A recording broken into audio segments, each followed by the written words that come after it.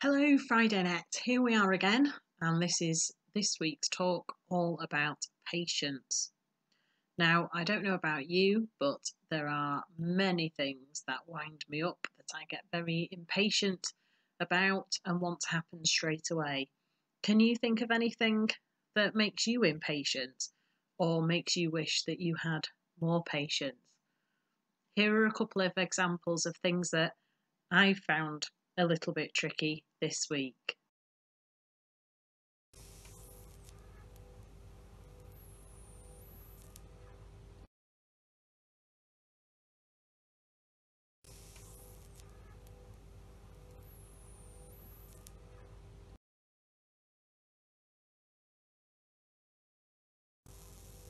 Come on.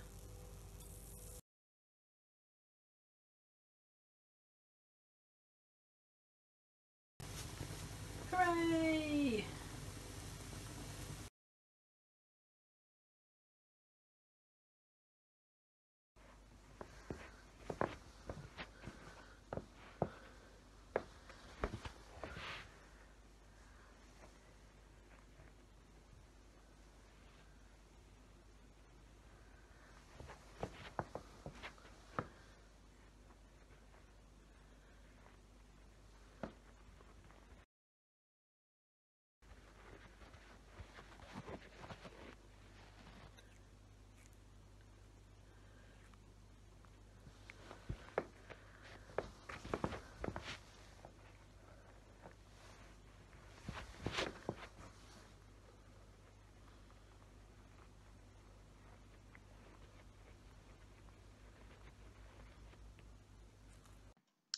So I hope you enjoyed that. That last movement across the camera is the one that finally made it into the cut for the school video.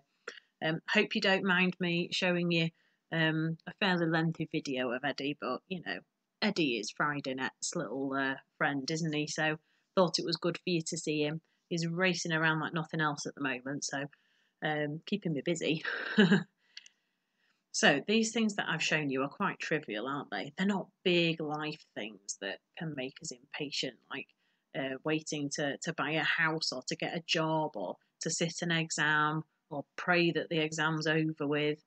But nevertheless, when we lose patience or we find it hard to be patient, it can wind us up.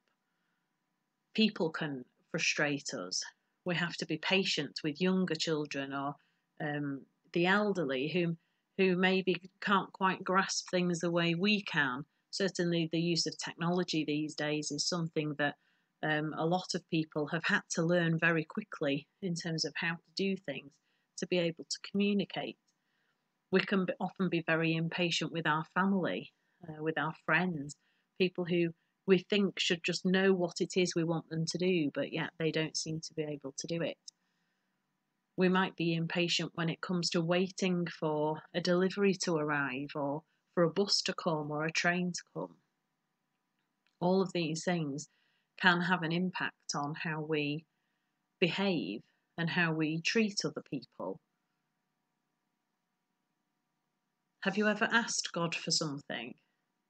Have you ever asked Him for peace for something or healing for somebody? Have you ever asked God for a friendship or a relationship to happen? Have you ever asked God for something so big that you daren't ask anybody else? And then when you ask God all these things, do you get frustrated then when there doesn't seem to be an answer or nothing seems to be happening? So often that can happen, can't it? And we get cross, we get frustrated. But we need to trust in God that actually His timing is perfect. And even though we may not realise it or understand it, He knows what's going on. There's a verse in the Bible in the book of Proverbs, chapter 14, verse 29, which says, "Whoever is patient has great understanding, but one who is quick-tempered displays folly." And this basically means that if you are impatient or you can't wait to be patient for something, that word folly means we can make silly decisions, we can make poor decisions, that actually, if we just waited a little bit longer, things would have turned out better. Has that happened to you? It certainly happened to me. I've often made choices that really, if I'd just waited and trusted in God a bit more, things would have turned out really differently. But I thought I knew best. Life today, in a world where we can order things on the internet or watch thousands of channels on the television, things are instant. We can find answers to things through the use of the internet. Googling things has become the norm. Gone are the days where we'd have to trundle off to the library or ask friends or ask other people for answers, when actually we can find things ourselves far faster. We can be impatient and want to get the answers and want to get things done far faster, but is that always the right thing to do?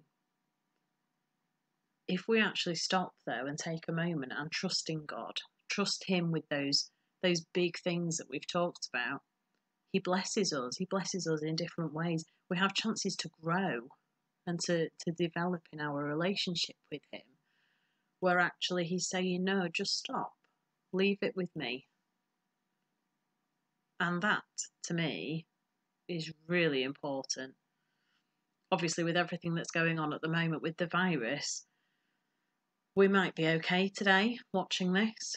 We might not be okay. We might be struggling. We might be impatient to get back to school, or actually those days can take their time because we're actually having a good time at the moment. But there will be things in our lives that are different, that force us to be patient.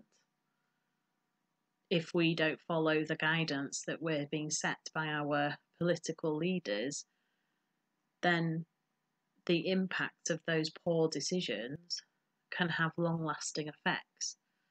And hard as it is to stay away from people or to not hug people that we would normally do so when we see them, is hard, but it's crucial that we all make the right choices. We need to trust in God and trust that He has it all in hand. So I'm going to take you 2 challenges. The first one is to think about things that make you lose patience or make you become impatient. And then I want you to sort them into things that are trivial, that are just sort of, oh, if we actually thought about it, we'd get over it. And those things that are actually really big life stuff. Things that are hugely important to us and that we are in danger of making poor choices that affect the rest of our lives. And I want you to think of a traffic light to help you to do this. So red is the stop, the pause. What is it that's actually winding you up, that's causing you to be impatient? The amber part of the traffic light is where we talk to God and acknowledge what it is that's frustrating us. And be real, talk to Him about it. Pray. Tell Him what it is that's going on and how it's making you feel. And then green, trust in Him. Trust in His timing. And get on with stuff. Keep coming back to pray to Him about things that make you impatient, but keep trusting in Him. So that's the traffic light challenge. The second challenge is I want you to practice being patient.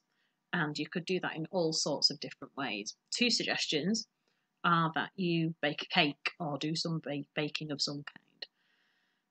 Obviously, as soon as you've made it, you can't eat it, you've got to cook it. It's got to go in the oven or the fridge or wherever to finish off that cooking process.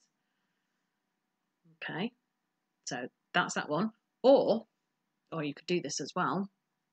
Write an email or a letter to a friend and wait for a reply. Now that's hard, because sometimes they might not reply for quite some time. Talk to them, write things in there, tell a joke, describe something that you're doing, explain to them about patience if you like. But have a go at these two different things. You might find another way that you could practice patience, and we'd love to hear about it. Let me pray for you before we finish. Lord God, thank you that you love us, that even though we are far apart from each other right now, that you are near. Lord God, help us to be patient. Help us to practice being patient with other people and with the situations around us that we might be struggling with. Lord, help us to put our trust in you, that you've got this. Amen.